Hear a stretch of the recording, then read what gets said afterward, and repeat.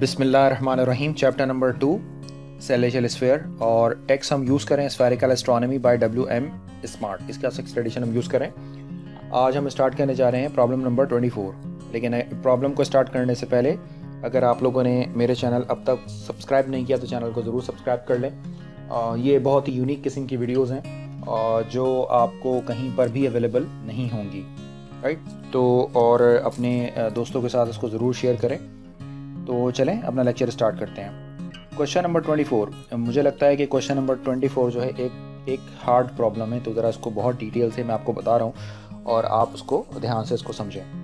कहते हैं कि if delta be a star declination, right, and A its azimuth. अब ये डेक्लिनेशन क्या होता है? अब ये जो डेक्लिनेशन होता है बेसिकली ये स्टार का एंगुलर डिस्टेंस होता है फ्रॉम इक्वेटर, और ये एजिमथ है इट्स मैक्सिमम, यानी डेक्लिनेशन यानी delta is a declination of a star and A its maximum azimuth, right. अब आप मुझे बताएं कि मैक्सिमम एजिमथ का कॉन्सेप्ट मैं 2 क्वेश्चन में पहले आपको रिवाइंड कर बता चुका हूँ। क्वेश्चन नंबर 7 आपके लिए रेफरेंस है, वहाँ पर आप देखें जहाँ पर हमने मैक्सिमम एजिमथ की बात की थी, right. Show that in T seconds of time. T seconds of time का मतलब ये कि टाइम के यूनिट, टाइम किस चीज़ के यूनिट होते हैं? ऑफ कोर्स आवर एंगल, यानी आवर एंगल की बात की जा रही है यहाँ पर ना। From the moment when the azimuth A, show that in T second of time from the moment when the azimuth is A the azimuth has change. ठीक है जी। और वो कितना चेंज होता है ये दोबारा पढ़ते हैं। वो कहते हैं कि डेक्लिनेशन ऑफ अ स्टार आपके पास गिवन है और ए जो है वो उसका मैक्सिमम एजिमथ है। आपको शो करना है कि टी सेकेंड ऑफ टाइम में, यानी टाइम कुछ देर के बाद जब आप देखते हैं तो कुछ मोमेंट के बाद क्या होता है? व्हेन द एजिमथ इज, जो एजिमथ है वो ए होता है, azimuth is A, the azimuth has change. तो एजिमथ जो है चेंज हो जाता है आपका। ऑफ कोर्स कि जब टाइम चेंज होगा तो आपका एजिमथ भी चेंज हो जाएगा। अब एजिमथ में जो चेंजेस हैं वो कितनी आ रही हैं? यानी एजिमथ में चेंजेस का मतलब है कि डेल्टा ए, तो डेल्टा ए की वैल्यू आपने ये प्रूव करनी है, बट ये बात हो रही है सेकंड ऑफ आर्क की। ठीक है जी। तो ज़रा इस प्रॉब्लम को समझते हैं कि कैसे। पहली बात ये है कि इस प्रॉब्लम के प्रूफ के अंदर हमें लगता है कि ये जो साइन स्क्वायर और डेल्टा और टेन ए, यानी साइन स्क्वायर वाली बात ये आपको पता लगती है कि, या टी स्क्वायर वाली बात ये पता लगती है कि आप जो है इसको सेकेंड ऑर्डर तक यानी अप्रॉक्सीमेट कर रहे हो, यानी टेलर सीरीज़ के सेकेंड ऑर्डर तक अप्रॉक्सीमेट कर रहे हो। मैं आपको कई बार बता चुका हूँ कि जब भी आप प्रूफ वाली प्रॉब्लम को करें तो अपनी प्रॉब्लम के सोल्यूशन पर ज़रूर नज़र रखें कि आपको प्रूफ क्या करना है, राइट। चलें ज़रा अब हम अपनी प्रॉब्लम को फॉर्मली स्टार्ट करते हैं। अच्छा, we have already prove that in problem number 7 that the azimuth A of a star will be maximum if the diurnal path of a star cut the meridian between P and Z।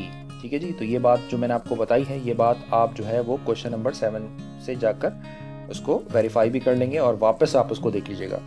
अब again ये मेरा celestial equator है, ये horizon है, ये मेरा equator है और ये वेस्ट पॉइंट है आपका। आप चाहें तो उसको ईस्ट साइड पे भी बना सकते हैं। और ये है आपके पास पोल, ये है आपके पास जेनथ, और सपोज़ कीजिए कि ये है आपके पास स्टार। अब स्टार की जो डायरेनल पाथ है, ये स्टार का ये एक्चुअली एक तरह का सरकमपोलर स्टार हो सकता है। इसके 2 डिफरेंट डायरेनल पाथ हो सकते हैं। एक पाथ इसका ये पॉसिबल है कि ये जब P, इसका जो डायरेनल पाथ है वो P और Z के दरमियान हो सकता है, जैसा कि इस डायग्राम में मैंने दिखाया है। और दूसरा जो इसका डायरेनल पाथ है वो आपके पास इस वाली लोकेशन पर हो सकता है, जैसे कि मैं अपने प्रीवियस प्रॉब्लम के अंदर इस बात को एक्सप्लेन कर चुका हूँ। ठीक है जी। तो मेरी प्रीवियस प्रॉब्लम अगर आप देख लेंगे तो आपको ये बात समझ आ जाएगी। तो यहाँ पर प्रॉब्लम नंबर 7 में हमने आपको ये बताया था कि जब एजिमथ जो है वो मैक्सिमम होता है, जैसा कि इस प्रॉब्लम के अंदर मेंशन है, तब किसी स्टार का डायरेनल पाथ जो होता है वो P और Z, यानी पोल और जेनथ के दरमियान से कहीं बन रहा होता है। ठीक है जी। तो ये पोल और जेनथ के दरमियान से मैंने बना दिया।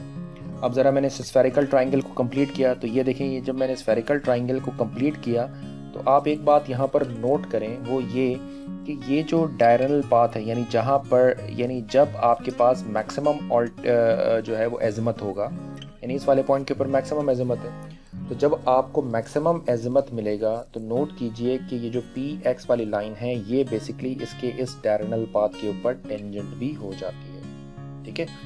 और अगर मैं आपसे पूछता हूँ कि ये बताएं कि इसका जो rate of change of azimuth है, azimuth with respect to hour angle, यकीनन यहाँ पर ये 2 चीज़ें हैं। तो यानी मैं अगर आपसे पूछता हूँ कि dA/dH क्या होगा, तो ऑफकोर्स ये 0 के इक्वल होगा। ऐसा क्यों होगा?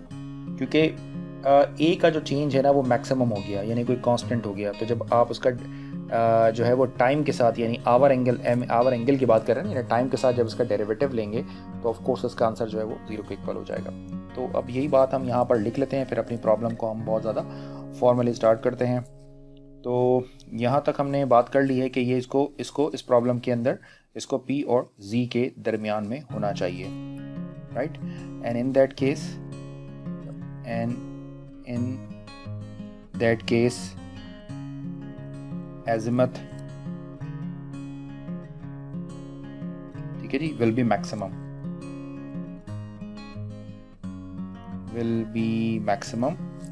for that position x, यानी वो जो स्टार की पोजीशन है आपके पास, उस स्टार की पोजीशन के लिए वो मैक्सिमम होगा। कब? जब position maximum for that position x of a star, लिख लेते हैं पूरा इसको, ठीक है जी। और एक बात और यहाँ पर समझ आ रही है यहाँ पर कि ये जब इसके साथ मैक्सिमम होगा तो ऑटोमेटिकली यहाँ पर ये जो z और x है ये इसके डायगोनल पाथ से टेंजेंट हो जाएंगे, और ये सिर्फ इस वक्त होगा। देखिए मैंने यहाँ पर डिटेल लिख भी दी है। In that case the azimuth will be maximum for that position x of a star when, कब? कि जब zx जो आपके पास आर्क है इज अ टेंजेंट, उम्मीद है कि आपको इसको डायग्राम से समझ आ रही होगी, टू इट्स डायगोनल पाथ।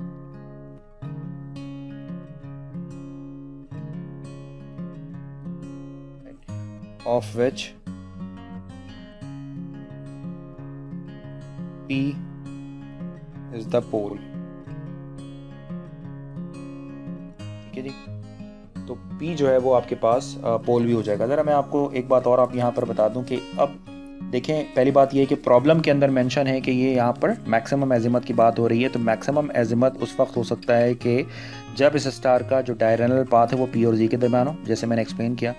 जब हम स्फेरिकल ट्रायंगल को कंप्लीट करते हैं तो हम ये भी कह सकते हैं कि ये सिर्फ और सिर्फ उस वक्त पॉसिबल है कि जब ये जो Z और X है ये इस स्टार के साथ इसके डायगोनल पाथ के ऊपर टेंजेंट बना रहे हो, नज़र आ रहा है जैसे कि हमें।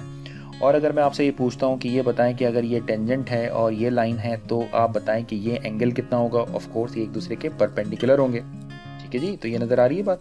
तो यहाँ पर हमें पता लगता है कि ये एक दूसरे के परपेंडिकुलर होंगे। तो मान लें कि इस एंगल को मैं ईटा से रिप्रेजेंट करता हूँ और ये ईटा कितना होगा आपका 90 डिग्री का होगा, ठीक है जी। तो ये कुछ बातें यहाँ पर हमें पता लगती हैं। तो हमें क्या पता लगा? तो हमें पता ये लगा हेंस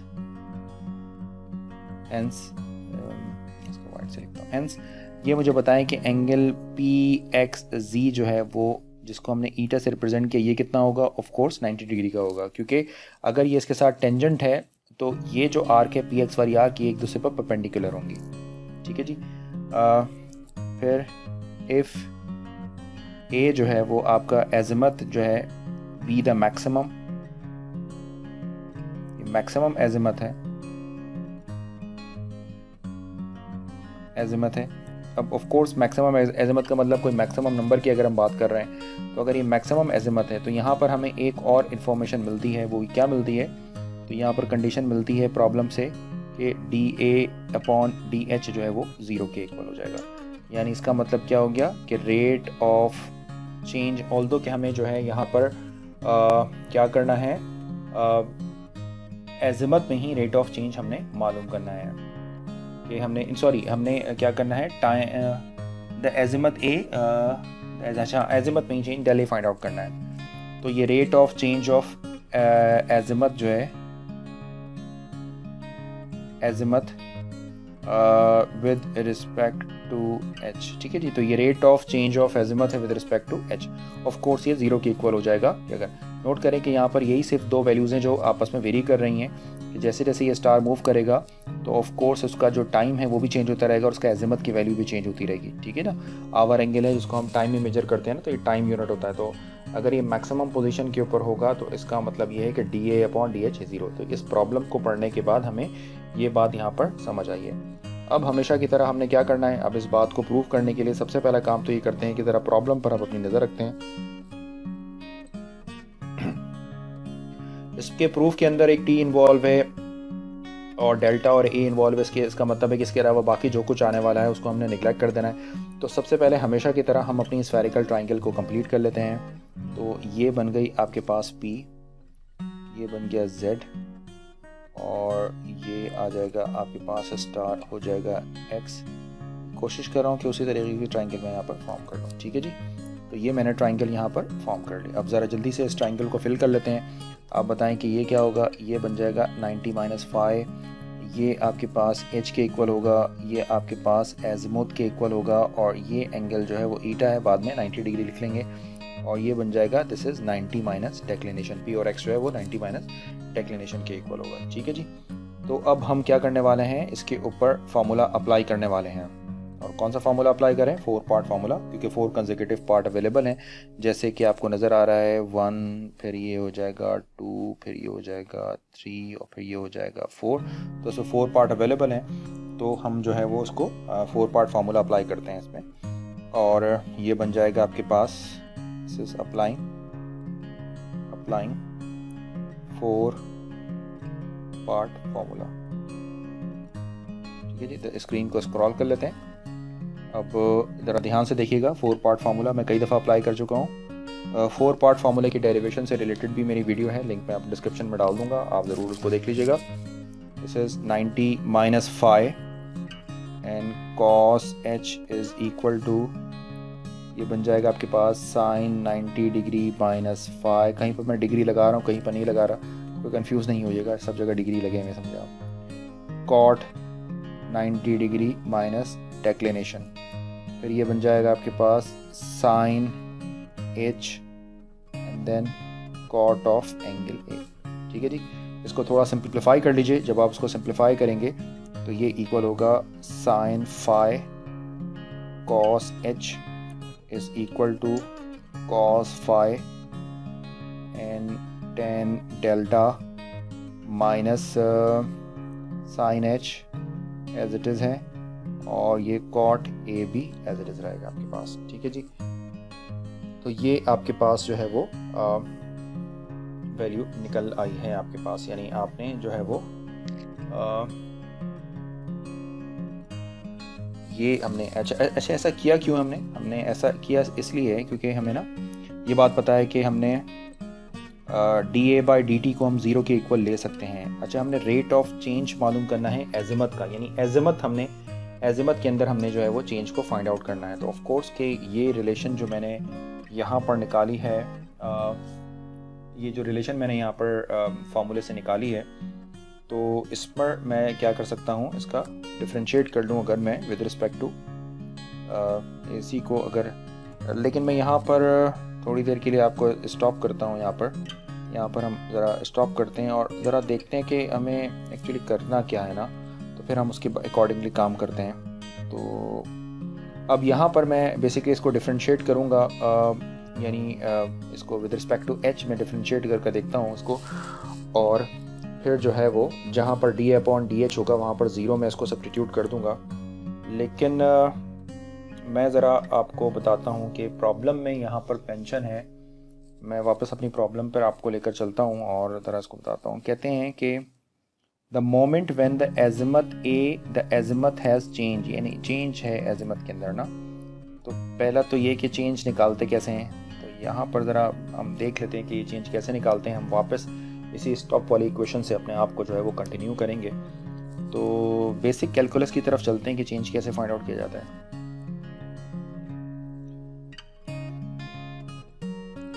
ठीक है जी, तो मैं यहाँ पर चेंज मालूम करने जा रहा हूँ। तो डेल ए के अंदर सपोज कीजिए कि जैसे ये फंक्शन है y is equal to f of x। ठीक है जी, अच्छा जी, यहाँ पर हम सपोज करते हैं कि ये जो a और f ऑफ h का बेसिकली फंक्शन है। ठीक है जी, अपनी प्रॉब्लम के अकॉर्डिंग, ठीक है ना, क्योंकि हम जो है वो a के अंदर चेंज देख रहे हैं विद रिस्पेक्ट टू h, और विद रिस्पेक्ट टू h क्यों, क्योंकि प्रॉब्लम में कहते हैं कि t चेंज होता है ना आपका, तो उसके तो t चेंज होने का मतलब आपका आवर एंगल की हम बात कर रहे होते हैं। ठीक है, क्योंकि आवर एंगल के यूनिट जो होते हैं वो टाइम होते हैं। अच्छा जी, चेंज कैसे निकालते हैं? तो आपको पता है कैलकुलस में अगर हम इसको चेंज निकालना है तो y प्लस डेल वाई लिख लेते हैं, ये बन जाएगा f of x plus del x। अच्छा जी, इसको अगर हम जो है वो एक्सपेंड कर लें टेलर सीरीज से तो f ऑफ x होगा, फिर प्लस डेल्टा आ जाएगा और फिर ये हो जाएगा x f dash of x, इसी तरीके से प्लस फिर डेल्टा x का स्क्वायर, ये आपने बेसिक कैलकुलस में पढ़ा हुआ भी होगा, और ये हो जाएगा f double derivative of x and so on. ठीक है जी, इस तरह निकालते हैं ना चेंज में। तो यहाँ पर ये f ऑफ x और y जो है वो एक दूसरे को कैंसिल कर देंगे। ठीक है जी, तो ये कैंसिल हो गया यहाँ पर। इसका मतलब है कि ये जो डेल y का फार्मूला आपके पास बन गया है, ये क्या बन गया है, del x f dash of x plus 1/2 factorial del x square and f double derivative of x। ठीक है जी, हायर ऑर्डर वाले टर्म्स को जो है वो हम निगलेक्ट कर देते हैं। अच्छा जी, यहाँ पर जो डिपेंडेंट वेरिएबल है वो है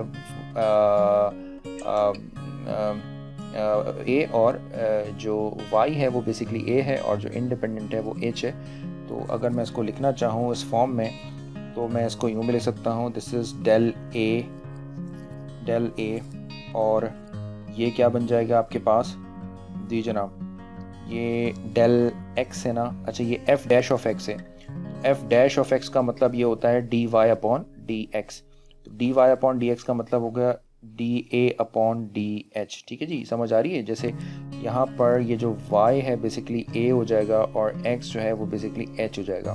ठीक है, और ये जो डेल x है आपके पास, डेल x, इस डेल x को आप ज़रा इस तरह कैपिटल का कर डेल x यानी डेल h लिख लीजिए। ठीक है, फिर प्लस 1/2 फैक्टोरियल, ये क्या हो जाएगा, सिमिलरली डेल h स्क्वायर बन जाएगा, और ये हो जाएगा d square a and dh square. ठीक है जी, और जैसा कि अभी हमने थोड़ी देर पहले आपको बताया कि अकॉर्डिंग टू प्रॉब्लम कि जो dA ओवर dh है वो तो बेसिकली ज़ीरो के इक्वल है। क्यों? Due to maximum azimuth. अगर ये मैक्सिमम एजिमथ होता है तो इसका मतलब ये हो जाएगा, तो जब आप इसको उठाकर इसकी अपर इक्वेशन के अंदर सब्स्टिट्यूट करेंगे तो जो रिज़ल्ट है वो क्या बनकर आएगा आपके पास, तो रिज़ल्ट यानी चेंज इन एजिमथ जो है वो बेसिकली ये पहली वाली टर्म सारी कैंसिल हो जाएगी आपके पास, ये तो ज़ीरो हो जाएगी आपके पास, और आपका रिज़ल्ट इस तरह का बनकर आ जाएगा, दिस इज़ 1/2 फैक्टोरियल, तो 1/2 लिख लीजिए, this is del h square and d square a divided by dh square, ये बन जाएगा। आप सपोज करें कि ये बन गई इक्वेशन नंबर आपकी a, तो ये बड़ी इंपॉर्टेंट इक्वेशन है, इसी से आपका रिज़ल्ट प्रूव होने वाला है। तो आपको पता लगा कि अगर आपने एजिमुथ के अंदर चेंज निकालना है तो आपको डी स्क्वायर यानी डबल डेरिवेटिव रिक्वायर्ड होगा। ठीक है जी, तो आपको यहाँ पर डबल डेरिवेटिव रिक्वायर्ड होगा, तो सिंगल डेरिवेटिव से काम नहीं बनेगा, आपने इस अप्रॉक्सीमेशन के लिए हमें ज़रूरत पड़ने वाली है किसकी, डबल डेरिवेटिव की। तो अब हम वापस अपनी प्रॉब्लम की तरफ चलते हैं, और ये जो हमने एक यहाँ पर होल्ड किया था अपने काम को, ये यानी स्फेरिकल ट्राइंगल को सॉल्व करने के बाद जब हमने ये काम किया था, अब अगर मैं इस इक्वेशन को डिफरेंशिएट करता हूँ विद रिस्पेक्ट टू h, ठीक है जी, तो देखिए जी क्या होगा। अच्छा, यहाँ पर डिपेंडेंट और इंडिपेंडेंट वेरिएबल्स हमें डिफाइन हो गए, तो हम इसको जो है वो डिफरेंशिएट करते हैं किसके रिस्पेक्ट से, विद रिस्पेक्ट टू h। ठीक है जी, कौन सी इक्वेशन को, चलें इस इक्वेशन को जो है वो हम स्टॉप वाली इक्वेशन कह देते हैं। ठीक है जी, इसको हम डिफरेंशिएट करने जा रहे हैं हैश स्टॉप। ठीक है, इस इक्वेशन को हम डिफरेंशिएट करने जा रहे हैं, तो चलें अपने डिफरेंशिएशन का काम हम शुरू करते हैं। तो हमने लिखना होगा d by D H, of course h के रिस्पेक्ट से कर रहे हैं, तो ये बन जाएगा sine phi cos h is equal to d by D H cot phi and tan del minus D by D H. ये देखिए मैं यहाँ पर इसको, चूँकि स्क्रॉल होकर स्क्रीन नज़र नहीं आएगी, खैर आप बस समझ जाइएगा, स्क्रॉल करके आप खुद देख लीजिएगा, से sine h and cot a, और ये बात हमें पता है कि a जो है वो बेसिकली फंक्शन ऑफ h है, यानी यहाँ पर सिर्फ और सिर्फ a और h वेरिएबल हैं, बाकी सब कांस्टेंट बिहेव करेंगे। तो एक्चुअली ये सारा कांस्टेंट हो जाएगा। आप इसमें वो समझे कि आपने एक तरह से पार्शियल डेरिवेटिव लगा लिया है यहाँ पर ना, ये टोटल भी लगा सकते हैं। तो ये पूरा कांस्टेंट है तो फाई बाहर चला जाएगा, तो ये बन जाएगा आपके पास माइनस साइन फाई, और ये इक्वल होगा sine H is equal to, अब यहाँ पर फाई और डेल बेसिकली ये दोनों ही कांस्टेंट है तो ये ज़ीरो के इक्वल हो जाएगा। माइनस को एज इट इज़ रखते हैं। अब यहाँ पर क्या हो रहा है, यहाँ पर एच भी मौजूद है आपके पास और ए भी मौजूद है, तो यहाँ पर प्रोडक्ट रूल अप्लाई होगा। तो यहाँ पर ये जो साइन एच है ये डेरिवेटिव से बाहर चला जाएगा, और जब आप कॉट को डिफरेंशिएट करेंगे विद रिस्पेक्ट टू एस तो ये बन जाएगा माइनस कोसेक स्क्वायर ए, और ये हो जाएगा आपके पास D A over D H. ठीक है जी। अब ऑफ कोर्स ये डिफरेंशिएशन तो अब आपके लिए बहुत आसान है। सिमिलरली आपने जो है वो कॉट ऑफ ए को बाहर कर लिया है और साइन एच को डिफरेंशिएट किया, तो इसका रिजल्ट होगा कॉस एच, ये इसका रिजल्ट बन गया। राइट, इसको थोड़ा सिंप्लीफाई कर लेते हैं। अब इसको जब आप इसको सिंप्लीफाई करेंगे तो ये क्या बन जाएगा आपके पास, ये मैंने साइन एच से ओवरऑल इसको डिवाइड भी कर लिया, साथ साथ थोड़ा सिंप्लीफाई हो जाएगा। Sine phi sine H divided by sine H is equal to, अच्छा जी यहाँ पर भी माइनस है और यहाँ पर भी माइनस है, तो ये माइनस माइनस से कैंसिल हो जाएगा। ये आपने sine H over sine H कर लिया, इसको ये प्लस में चला गया, और ये हो जाएगा आपके पास cosec square A D A over D H. Right, और इसी तरीके से ये माइनस का बाहर माइनस है चुके, तो ये प्लस के साथ माइनस हो जाएगा, और आपने इसको साइन एच से डिवाइड भी किया है, तो cot A as it is हो जाएगा, और ये बन जाएगा cos H over sine H. तो देखिए ये कैंसिल हो गए, ये सारी वैल्यूज़ कैंसिल हो गई, और अब आपके पास क्या क्या कुछ रिमेनिंग वैल्यूज़ आ गई। ये आ जाएगा sine phi is equal to cosec square A as it is D A by D H भी एज इट इज़, और माइनस का हो जाएगा ये आपका कॉट ए, और cos H upon sine H ये भी बन जाएगा आपके पास कॉट एच। राइट, तो फाइनली अब इसको हम ज़रा इसकी लोकेशन को चेंज कर देते हैं, तो हम इसको जो है वो cosec square A D A over D H को हम लेफ़्ट पे ले आते हैं और बाकी को राइट पे रखते हैं, तो आपके पास ये बन जाएगा cot A and then cot H, और फिर माइनस के साथ ही आ जाएगा यहाँ पर साइन फाई। मान लेके ये आपकी इक्वेशन नंबर 1 बन गई। ये आपका आ गया एक्चुअली एक तरह का फर्स्ट डेरिवेटिव। ठीक है जी, तो ये आपका बन गया है फर्स्ट डेरिवेटिव। अब आप ये नहीं कीजिएगा कि आप यहाँ पर जो है वो फर्स्ट डेरिवेटिव को अभी आप यहाँ पर ज़ीरो कर लें, नहीं, अभी ये ज़ीरो नहीं करना होगा। अगर आप अभी ज़ीरो कर देंगे तो उसका कोई फ़ायदा नहीं, क्योंकि आपको सेकंड डेरिवेटिव रिक्वायर्ड है। वो जो अभी मैंने ऊपर एक इक्वेशन बनाई थी चेंज निकालने के लिए, तो यहाँ पर मुझे सेकंड डेरिवेटिव की ज़रूरत है, सेकंड डेरिवेटिव मुझे यहाँ पर निकालना होगा। राइट, अच्छा जी, एक और बात यहाँ पर ध्यान में रखने वाली वो ये है कि जो प्रॉब्लम है उस प्रॉब्लम के अंदर जो है वो डेल्टा है, ए है और टी वाली वैल्यूज़ हैं, तो बाकी अगर कोई वैल्यूज़ हैं तो उनको एलिमिनेट भी करना होगा आपने साथ साथ। तो मैं स्क्रीन को स्क्रॉल कर लेता हूँ और थोड़ा सा मैं फोकस करता हूँ कि अब क्या करना होगा मुझे। जी जनाब, तो यहाँ पर हम क्या करने वाले हैं, इसको थोड़ा सा और सिंप्लीफाई करते हैं, क्योंकि जो हमारी प्रॉब्लम है अगर आप देखें उस प्रॉब्लम के अंदर ए इन्वॉल्व है और उस प्रॉब्लम के अंदर जो है वो डेल्टा भी इन्वॉल्व है, लेकिन उस प्रॉब्लम के अंदर जो है वो फाई वाली टर्म इन्वॉल्व नहीं है। ठीक है जी, फाई नहीं है इन्वॉल्व, तो नोट करें तो यहाँ पर एक फाई वाली टर्म आ रही है। तो एक तरीका तो ये है कि पहले सेकंड डेरिवेटिव लेने के बाद इस फाई को एलिमिनेट कर लिया जाए, और दूसरा ये है कि आप फाई को साथ साथ एलिमिनेट करते हुए जाएँ। ठीक है जी, तो हमें फाई की सच ज़रूरत नहीं है। तो अब कैसे करेंगे एलिमेंट, ऑफ कोर्स हम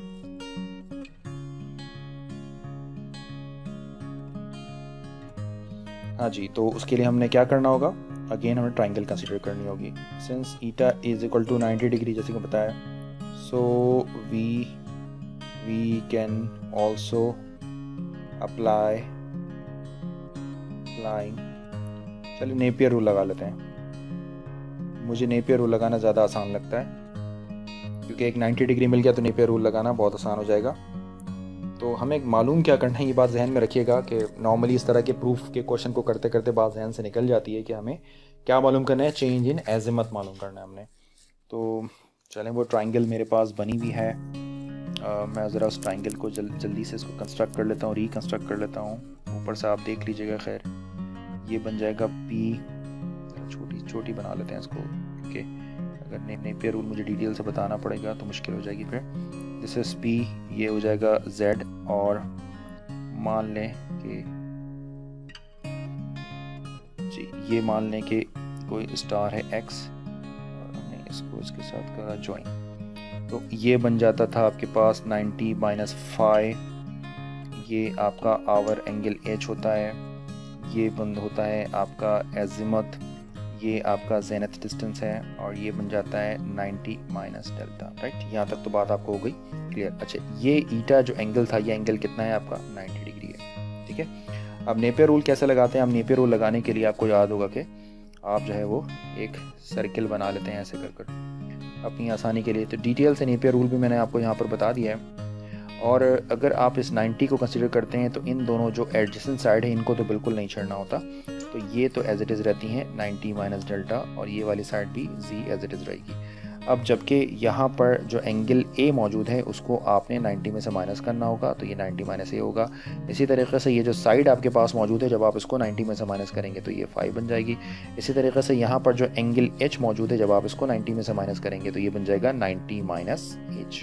राइट, तो हम ज़रा जल्दी से एक और जो है वो सर्कल बनाकर आपको काम कंप्लीट करते हैं इसको। जैसे हमने ये बना लिया एक और उसके साथ हमने इसकी लाइनिंग भी कर ली। इसको डिफरेंट पार्ट्स के अंदर जो है वो 5 पार्ट्स में डिवाइड कर लिया।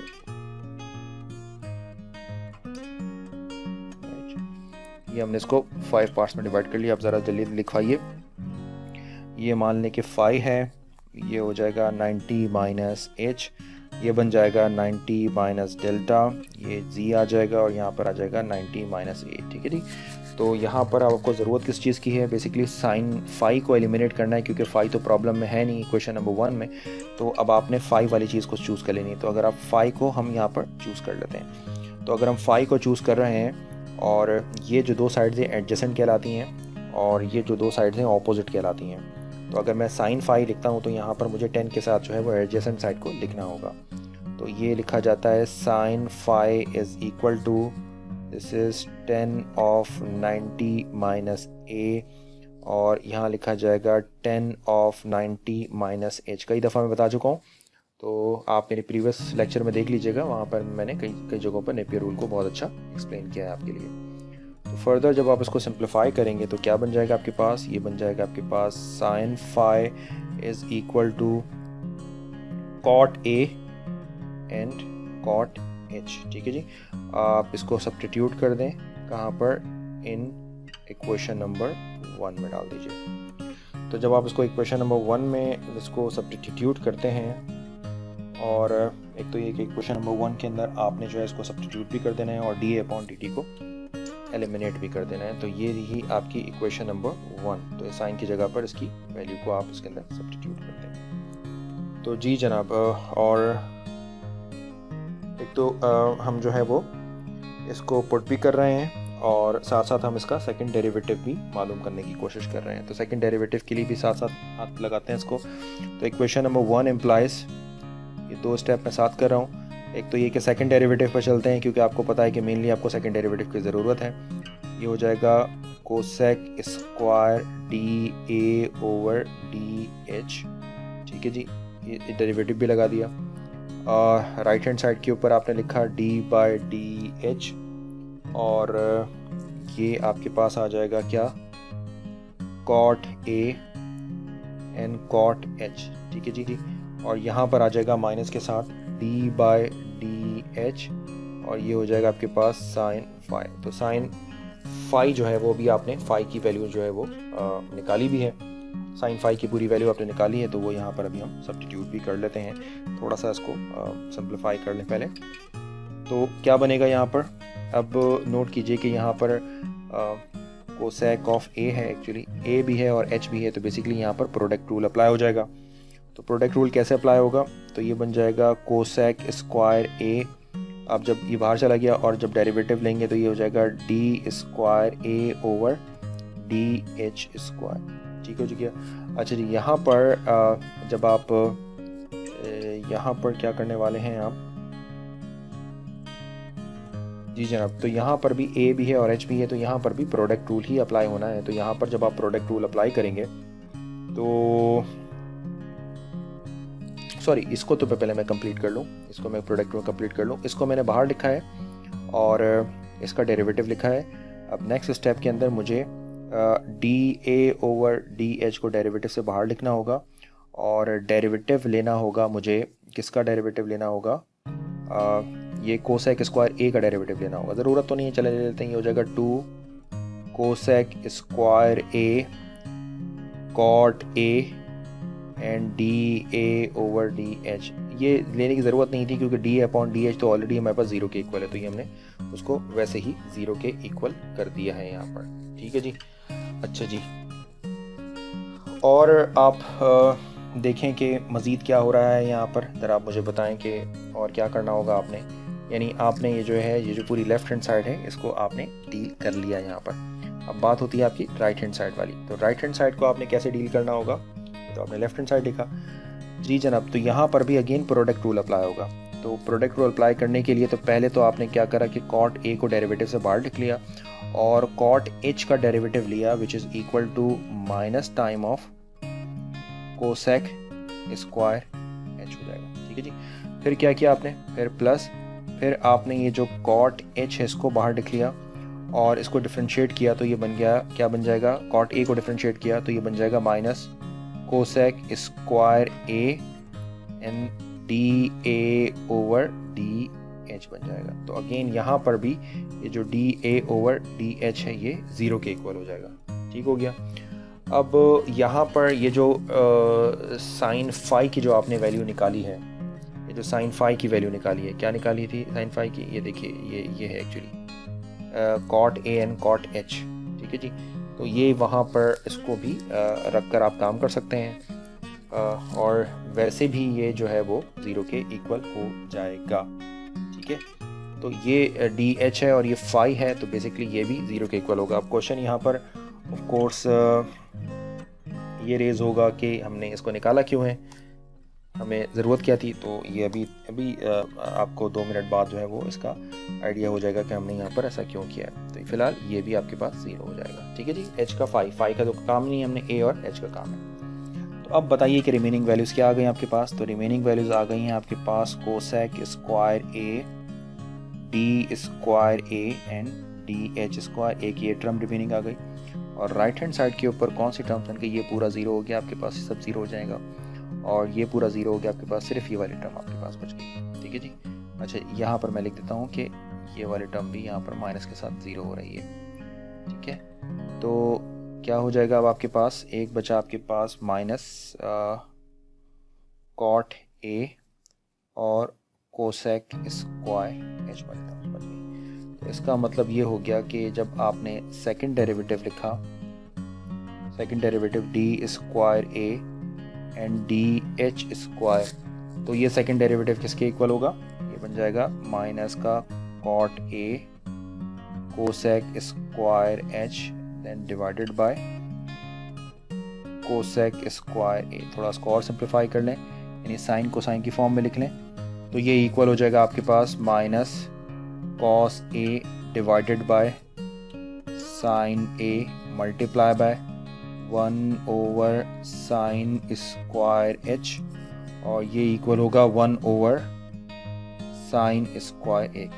इसको ज़रा फर्दर सिंप्लीफाई कर लें, यानी इसकी ज़रा अरेंजमेंट कर लें, तो D square A D H square is equal to, ये इक्वल होगा आपका minus cos A upon sine A multiply by 1 over sine square. आप चाहें तो चीज़ों को अपने लिए आसान और कर सकते हैं, लेकिन मैंने चूँकि सारी चीज़ें डिटेल के साथ आपको यहाँ पर समझाने के लिए, इसलिए सारे स्टेप्स को मैं इन्वॉल्व कर रहा हूँ। ये हो जाएगा साइन स्क्वायर ए, राइट। तो ये ए से एक इसके साथ कैंसिल भी हो गया यहाँ पर। तो फाइनली ये जो है वो D square A and D H square जो है ये इक्वल हो जाएगा आपके पास किसके, ये इक्वल हो जाएगा minus cos A sine A and sine square H, ये बन गई आपके पास इक्वेशन नंबर 2।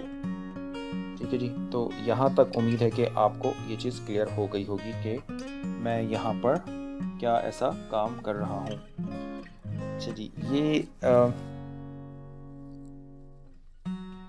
ऑफ कोर्स के एक जहन में आपके ये क्वेश्चन भी आ रहा होगा कि यहाँ पर मैंने ये जो फाई को जब मैंने डेरिवेटिव के बाद ज़ीरो ही करना था तो एक्चुअली इसकी निकालने की ज़रूरत क्या थी। तो ये आप यूँ समझ लें कि ये एक तरह का एक क्रॉस चेक भी हो जाता है आपके लिए। मिसाल के तौर पर जो आपके पास इक्वेशन नंबर 1 मैंने बनाई है, ये देखिए, ये इक्वेशन नंबर 1। तो अब अगर इस इक्वेशन नंबर 1 में साइन फाई की जगह पर आप वैल्यू डाल देंगे तो साइन फाई किसके इक्वल होता है, cot A and cot H के इक्वल होता है। तो जब आप इसको यहाँ पर पुट करेंगे साइन फाई को कॉट ए और कॉट एच, देखिए एक दूसरे से कैंसिल हो जाएगा। तो कैंसिल हो जाएगा तो ये ज़ीरो हो जाएगा। तो यहाँ पर ये चीज़ क्रॉस वेरीफाई भी होती है कि D A upon D H जो है वो ज़ीरो के इक्वल हो जाएगा। तो ये सिर्फ और सिर्फ यहाँ पर एक तरह से क्रॉस चेक के हमारे काम आ गया। ठीक है जी, तो ये एक तरह से इसकी जस्टिफिकेशन बन गई कि मैंने यहाँ पर ये काम क्यों किया था। अच्छा जी, अब ज़रा वापस अपनी प्रॉब्लम के ऊपर चलते हैं कि प्रॉब्लम में हमें क्या चाहिए था। तो प्रॉब्लम में हमारे पास जो है वो ए मौजूद है, बिल्कुल ठीक हो गया, और डेल्टा मौजूद है हमारे पास। ए मौजूद है और डेल्टा चाहिए लेकिन एच नहीं है हमारे पास। तो इसका मतलब ये है कि अब हमें कुछ ऐसा काम करना है और इसके अंदर हमने डेल्टा को इंट्रोड्यूस करना है। ठीक है जी, तो अब हम क्या करने वाले हैं, कुछ ऐसा काम करते हैं कि डेल्टा इंट्रोड्यूस करते हैं, एच को कहीं गायब करते हैं। तो in the required answer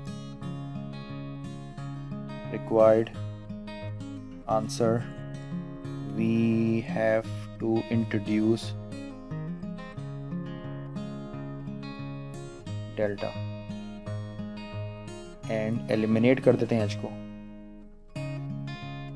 eliminate h।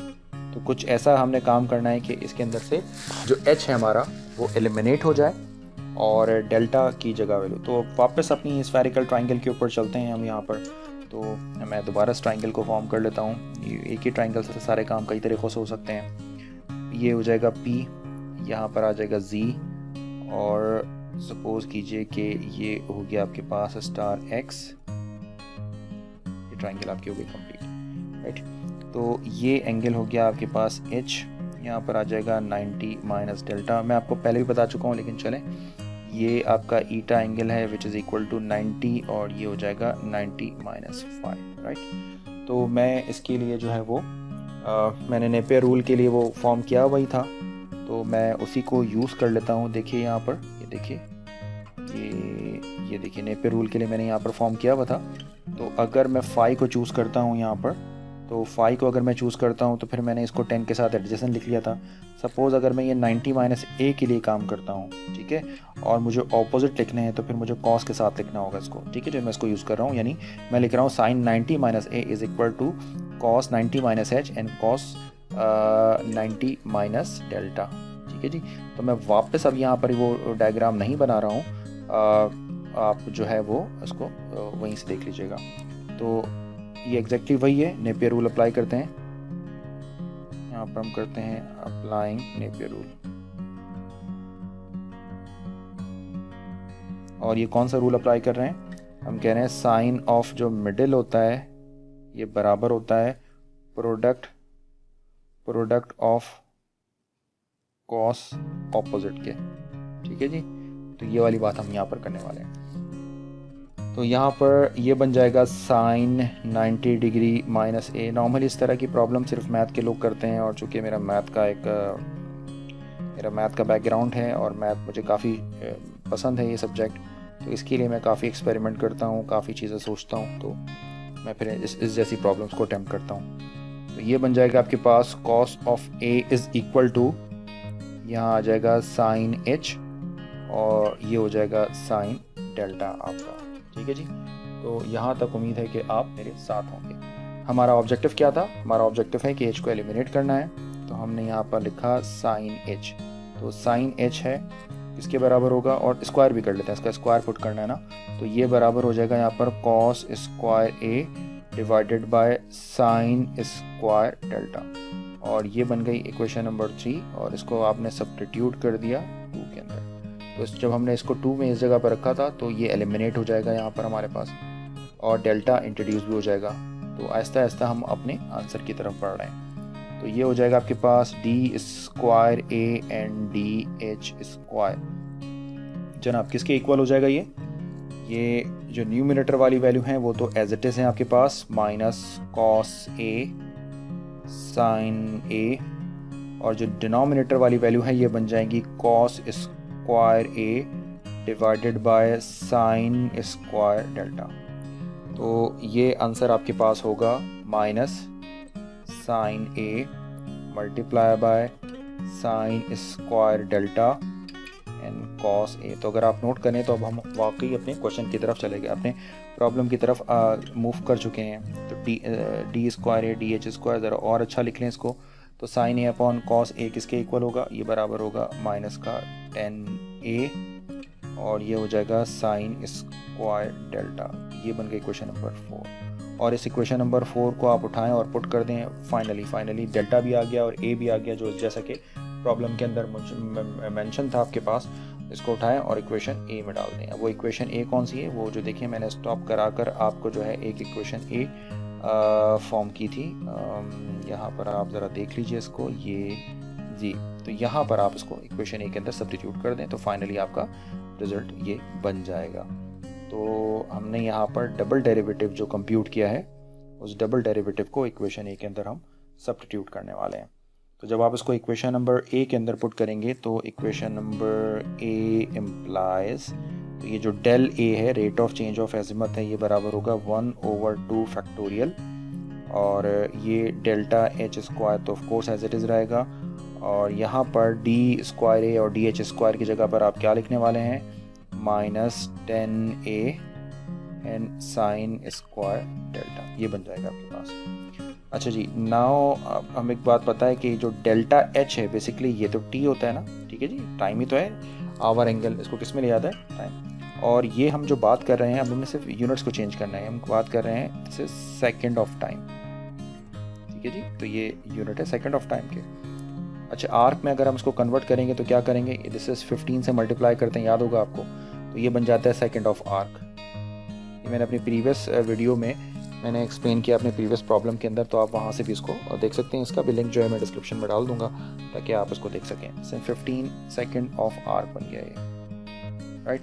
और अगर आप इसको रेडियन के अंदर लिखना चाहें तो कैसे लिखेंगे, दिस इज 15t, और ये हो जाता है आपके पास साइन एंड 1 दिस थिंग, ठीक है जी, 1 सेकेंड बन जाता है ये आपके पास। यहाँ तक क्लियर है बात। तो ये बन गया आपके पास इस तरह डेल्टा एच, यानी डेल्टा एच को आप इस तरह कर लिख सकते हैं। इसी तरीके से कि इफ़,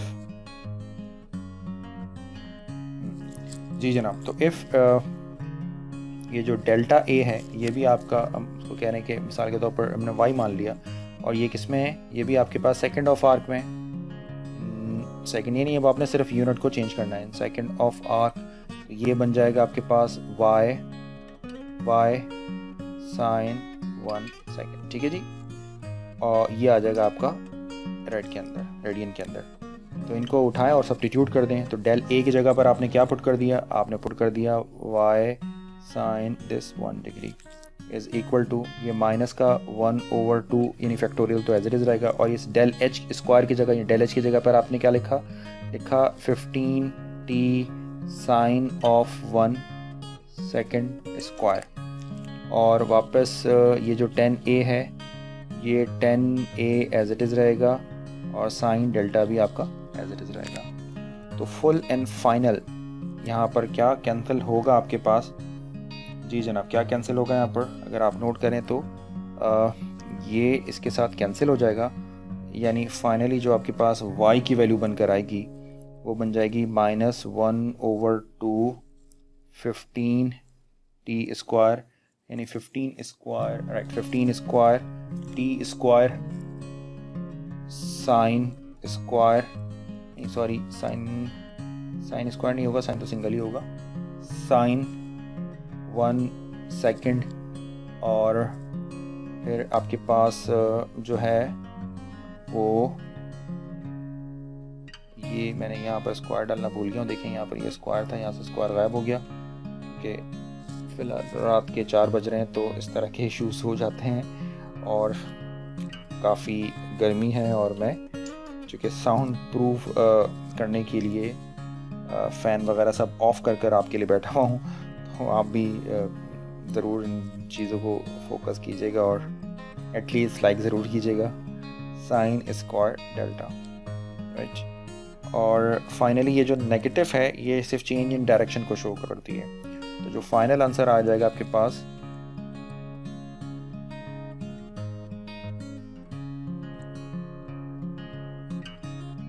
वो बन जाएगा आपके पास 1/2 15 square T square sine 1 second, this is sine square delta and 10 of A. तो जो आपके पास एजिमथ के अंदर चेंज आया है वो देखें, ये आ गया आपके पास चेंज, और यही बात आपने प्रूव करनी थी। तो हेंस दिस इज प्रूव्ड। और यहाँ पर ये माइनस क्या हुआ, तो माइनस जो है वो सिर्फ चेंज ऑफ डायरेक्शन को शो करता है, चेंज ऑफ डायरेक्शन, ठीक है जी। तो इसको आप हटा सकते हैं, राइट। तो ये था हमारा आज का प्रॉब्लम, और मैंने उम्मीद है कि बहुत डिटेल के साथ आपको इस प्रॉब्लम को एक्सप्लेन कर दिया है। उम्मीद है कि ये प्रॉब्लम आपको समझ आ गई होगी। वो लोग जिनको डिटेल लेक्चर्स देखने हैं, डिटेल में चीज़ों को पढ़ना है, उनके लिए लेक्चर बड़े बेनिफिशियल हैं। प्लीज़ लाइक करें, अपने कमेंट्स दें, चैनल को सब्सक्राइब करें और अपने दूसरे स्टूडेंट्स के साथ इसको शेयर करें। Thanks for watching this video. अल्लाह हाफ़िज़।